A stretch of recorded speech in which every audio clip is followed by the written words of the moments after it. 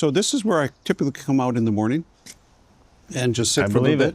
And also at night, I'll come out here and just kind of let go. One of my favorite Franciscans, Roger Bacon, says, place is the origin of identity. So the places that you choose and how you choose to cultivate them will have a deep impact on your identity, not only immediately, just like coming out in the morning, but over time. Yeah. Because what will happen is you will see, as you grow older, how these things are growing.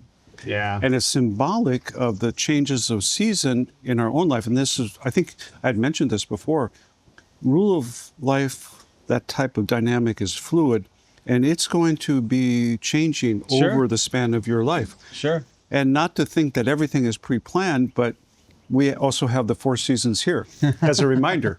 I think about what was my rule of life when I was in the springtime of my life. Right. Now I'm definitely in the autumn of my life, moving towards winter, and it changes. Yeah. It has to change. And some of the things that were hard maybe when I was younger are now not as hard. They're not as hard. And vice versa, right? Sure.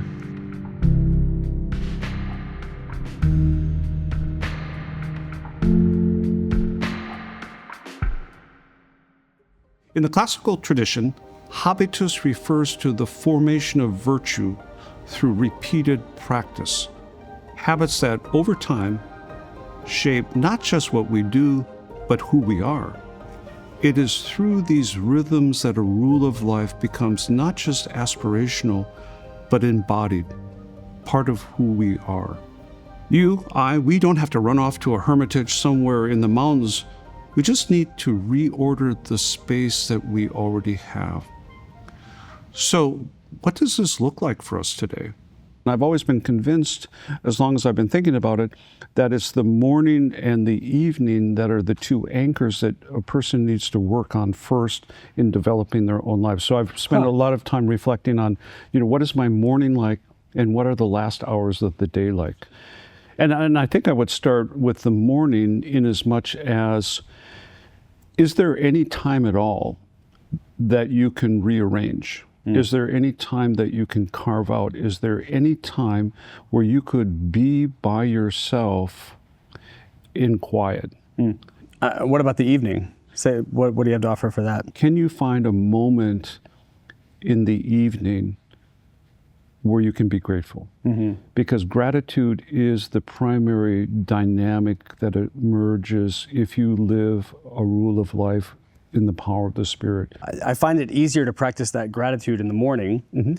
It just feels a little more controllable right now in this season with lots of young children.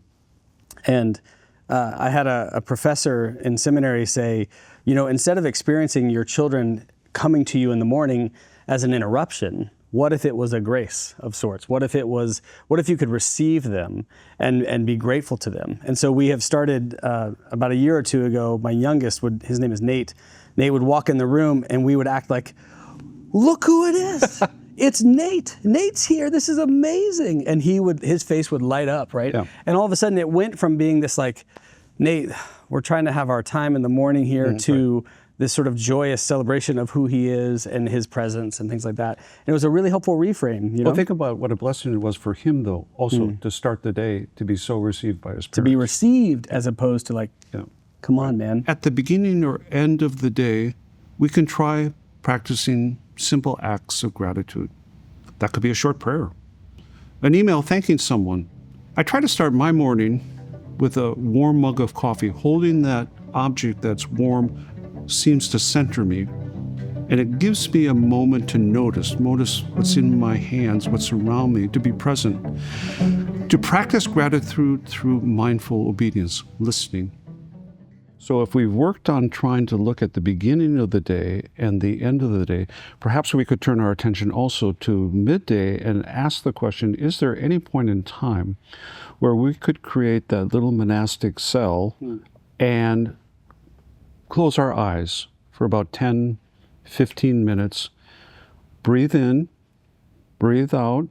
You might find yourself snoring very quickly. You might find yourself still troubled and restless, but the fact that you've reconnected with your body then positions you for the next part of the day. Now, over the centuries, of course, different monastic traditions have tied that to a prayer. Praying throughout the day even in small ways, in brief moments, is one way to resist the tyranny of the clock. Paul writes, "Pray without ceasing." That sounds difficult. It might even sound impossible. But for Francis and those who followed him, praying was at set times, and it was done as a way of remembering God's presence in every part of life. It placed rhythm back into their day, not based on efficiency or deadlines, but on faith, attentiveness, and quiet contemplative rest. I love this. So there's a morning examination or a sort of an intentionality in the morning. There's an intentionality in the evening. And then there's a midday sort of mini Sabbath of sorts where you stop, Right. rest, and maybe reorient. I could imagine people saying, that's great for Franciscans.